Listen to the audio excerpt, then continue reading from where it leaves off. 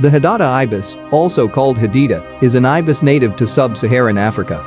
It is named for its loud 3 to 4 note calls, uttered in flight especially in the mornings and evenings, when they fly out or return to their roost trees. Although not as dependent on water as some ibises, they are found near wetlands and often live in close proximity to humans, foraging in cultivated land and gardens. A medium-sized ibis with stout legs and a typical down-curved bill, the wing coverts are iridescent with a green or purple sheen. They are non-migratory, but are known to make nomadic movements in response to rain, particularly during droughts. The Hadada ibis occurs throughout Sub-Saharan Africa in open grasslands, savanna, and wetlands, as well as urban parks, school fields, green corridors and large gardens.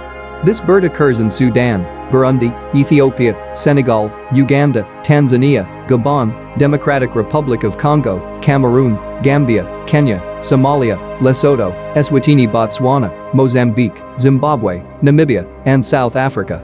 The distribution range of the hadeda has increased in southern Africa by nearly 2.5 times in the 20th century following the introduction of trees in parts that were treeless.